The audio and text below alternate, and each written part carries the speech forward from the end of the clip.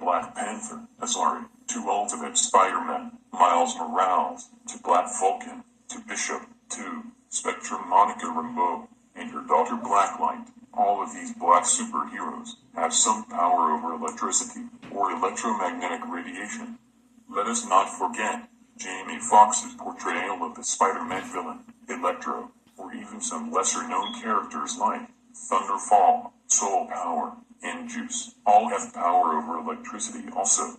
In the comic book world, black characters with power over electricity has become so commonplace that it is almost a stereotype. In fact, in the 5th issue of the comic book, Irredeemable, a black superhero named Volt apprehends a kidnapper, and then sarcastically says, "Surprise, I'm a black superhero with electrical powers."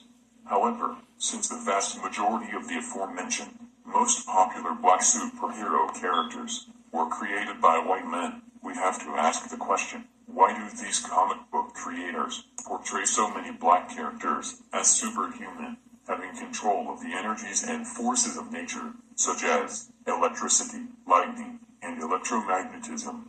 One explanation for the reason why there are so many black superhumans with electrokinesis in the comic books is because there is an idea that black people are inherently closer to understanding and controlling the forces of nature, and electricity, or lightning, is seen as one of the most powerful forces of nature. So creating a black character with electricity powers is just an extension of an already preconceived notion. However, another explanation for the reason why so many black superheroes are created with powers over electricity is because perhaps it is symbolic for the power of the melanin in the skins of black people. Melanin is a carbon-based molecule that is the cause of the pigment color of skin, eyes, and hair. Darker-skinned people have higher amounts of melanin. Organic electronics is a branch of electronics that deals with conductive carbon-based molecules. This is opposed to traditional electronics, which rely on inorganic conductors such as copper or silicon. Electrically conductive polymers are mostly derivatives of the simplest melanin, called polyacetylene black. Technically, all melanin is derived from polyacetylene. In melanin, both electrons and ions play important roles.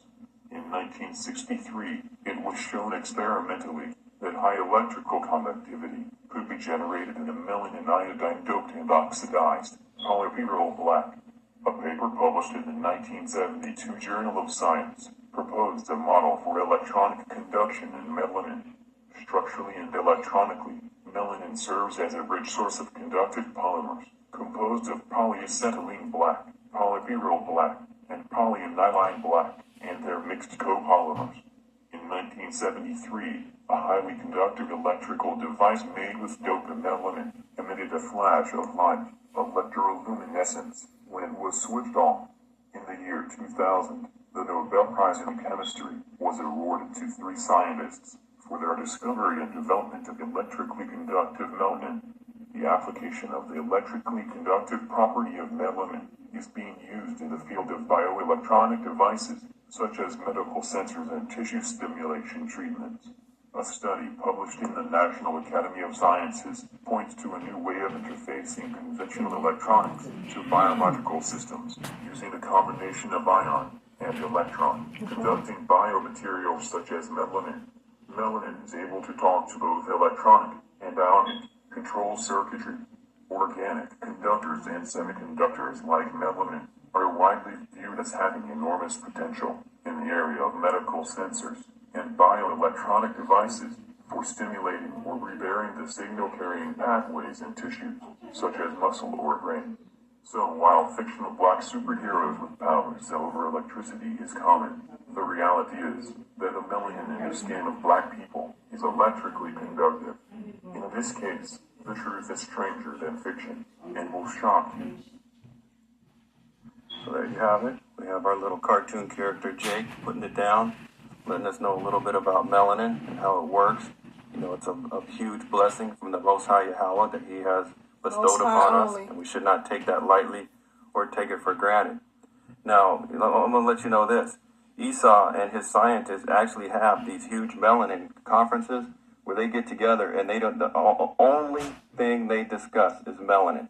That's it. That's all they study. That's all they talk about at these conferences. And guess who does not get invited? Yep, black folks. It's only a white folk only event. They don't want us in there. They don't want us knowing about all the, the secret properties of melanin. They try to keep us in the dark as much as they can about melanin because it is a building block to life structure here on the Earth plane and everywhere else. It's such an important element. I can't even emphasize. We don't care about sitting in their conferences because we know more about melanin than they do, considering it's in us. And the sun helps our melanin to intensify. It benefits us. It doesn't benefit them. So they can have all the conferences they want. It does not help them. It would never help them. They would never have melanin. Only for melanated people. And that's us. So let them have their conferences. Who cares? We don't want to sit in their conferences anyway. Don't want to be bothered with them, let alone a conference. So who cares about their conference, learning about melanin, something they ain't going to never in life have? Let's continue. Is that enough? And we're going to really get into it later. But right now, I'm just trying to build the basis for everything. Okay, so let's move on and know how the Earth plane is working with us and our bodies at the same time, because we're all working together in this thing. So let's get into this next little clip. And this is a clip of the North Pole. And on the North Pole, you have a huge opening, a huge vortex opening on the North Pole.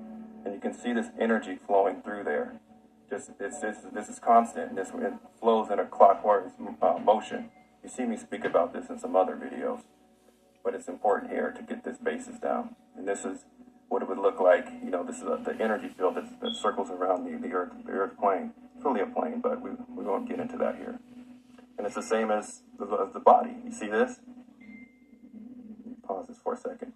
These are called torus energy fields, and there's two of them here. You got the big one and you got the smaller one in here. But the way that the energy flows around the Earth plane is the same way it flows through our body. And this is, what's creating this ringing in your ears, because what you're doing is you're sensing the frequency increase, and the way that the energy is vibrating, it's increasing, more fluctuations in a short amount of time, making that humming sound. And it's actually coming from your pineal gland. There's microcrystals in your pineal gland that are oscillating and vibrating. And so, just like the Earth plane, just like the North Pole, you have this huge opening up here, which also creates the northern lights. See, Esau doesn't tell you; he just tells you this is some type of phenomenon. But it's there's always a reason. And again, if we look at this is the torus field with all the colors of the rainbow in here. And it's interesting. If you take all the colors of the rainbow and put them together, you're going to get a dark color. You're going to get a dark brown, and you're going to get a black color. All the colors of the rainbow, that's us. Condensed sunlight, condensed light, that's us. Amazing us. All the colors of the rainbow. And there it is again, It's like a huge projector coming out of that hole in the North Pole, creating the northern lights. And then if you look at a lot of pictures on Google, Esau will have this covered up with some big fake ice cap, so you can't see this big opening in the North Pole. But if you Google it, you're going to see some pictures where the hole is open and you can see it. But he tries to keep this information hidden, but we're going to expose Esau's playbook. And notice that the energy is flowing clockwise manner also. It specifically are geared towards healing the pineal gland, decalcifying the pineal gland, and opening up the pineal gland, because that's the source of where a lot of this ringing is coming from. The frequencies that we are being subject to right now. That it's just bringing in the new energy of the Earth plane and all the change that's coming. Because Yahweh's got big plans. He doesn't always let us know everything, but we got to understand he's working on the back end to move everything along and to bring all the new energies and new frequencies and new just new ways of thinking into the Earth plane and washing away all of this old oppression, all of this sadness and trauma. It's just got to go. I know a lot of you out there are sick and tired of it, and a lot of other people are sick and tired of it. It's just time for it to go.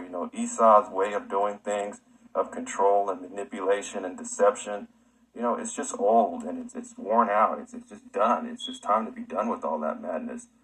And there's going to be some people who want to try to hold on to it, and those people will be dealt with accordingly. But I hope that as many people can understand this concept that the old way it's a done deal. That's the old hag that's just got to go. So this is part one of this series. This, I know, just building the base. It starts off kind of slow, but it'll get better as it moves along. And we just have to keep doing what Yahweh asks us to do. Keep waking up the house of Israel. Keep spreading the word. And we really have to love each other because nobody else is going to do it. And loving each other also comes into help healing it, healing the trauma of the past. Because we're not going to get that from any of the other nations. They're going to keep hating on us to the end.